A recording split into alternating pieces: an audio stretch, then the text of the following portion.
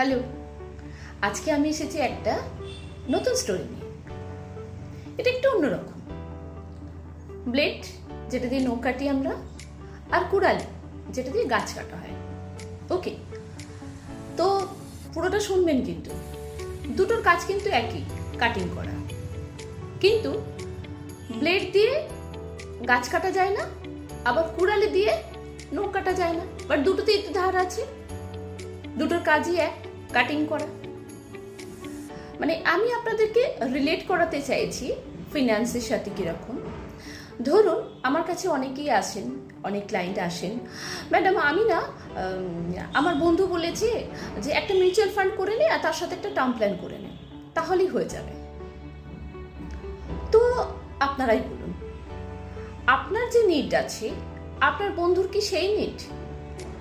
আপনার যে দায়িত্ব আছে, আপনার বন্ধুর কি সেই দায়িত্ব আছে? না তো। বাট সেটা আপনারা কেউ বুঝতে চান না।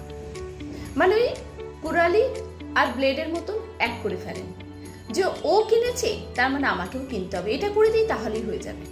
সেটা কিন্তু নয়। কারণ ধরুন আপনি, আপনার এজ যেটা আছে, আপনার বন্ধুর কিন্তু সেই এজ নয়। আপনার বাচ্চার বয়স যদি 3 বছর থাকে, ওনার বাচ্চার বয়স হয়তো এখন 10 বছর হয়ে গেছে। তাই প্রত্যেকটার ইনস্ট্রুমেন্টটাই কিন্তু পাল্টে যাবে। সে কিন্তু ডিপে ঢুকলো না, সে ওপর উপর দেখলো কি যে না, ও একটা মিউচুয়াল ফান্ড করে নিয়েছে আর একটা টার্ম প্ল্যান করে নিয়েছে, আমিও সেটা করে নিই। বাট তাতে কিন্তু হিতে বিপরীত হয়।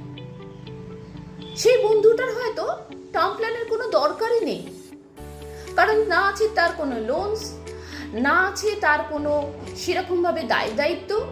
তো ফ্যামিলি প্রোটেকশন আমরা কেন করি, মানে টার্ম প্ল্যান আমরা কেন করি? যদি আমাদের উপর অনেক দায়িত্ব থাকে বা ধরে নিন লোনটা অনেকটা আছে, তার তখন সেক্ষেত্রে আমাদের ফ্যামিলি প্রোটেকশন বা term plan must must must. হয়তো সেই ব্যক্তিটার এগুলো কিছুই নেই এবং তার প্রচুর সম্পত্তি আছে, সেখানে এটা প্রয়োজনই পড়ে না। তাহলে সেই যে টাকাটা সে ইনভেস্টমেন্ট করলো 5 বছর 10 বছর বা যত বছরই হোক না কেন, সেই টাকাটা ওয়েস্ট গেল। বাট এটাই যদি কোনো কাউকে দিয়ে, মানে যারা কনসালটেন্ট আছে তাদেরকে দিয়ে প্ল্যানিং করিয়ে করতো, তাহলে কি তার ওই টাকাটা নষ্ট হতো? সে তো ওটা দিয়ে আরো কিছু তার টাকার গ্রোথ করাতে পারতো। বাট না, আমি তো ডক্টর, আমি আবার ফিনান্সিয়াল প্ল্যানার, একই হয়ে গেলাম। মানে সেই পার্সেন্টটা ধরুন, আমি ডক্টরের কথা বলছি, আমি ডক্টর করছি মানে চিকিৎসাও করছি, আবার ফিনান্সেরও চিকিৎসা করে ফেলছি, মানে ব্যাপারটা এইরকম আর কি। তো যেটা যার কাজ আর কি। যদি আপনি টিচার হন, তাহলে আপনার টিচিংটাই কিন্তু আপনার প্রফেশন।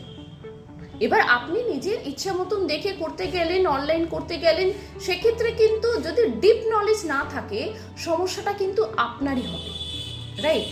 আবার ধরুন যদি আমি আপনাকে বলি যে জুয়েলারি তৈরি করে, সেও কিন্তু ফিনান্সে এখন ইনভেস্টমেন্ট করতে শিখে গেছে। মানে বললো কি, এইখানে না আমার এই স্টকটা দিয়েছে, এই স্টকটা আমি কিনে নিয়েছি, আমি এইটাতে এই মিউচুয়াল ফান্ডটা করে ফেলেছি।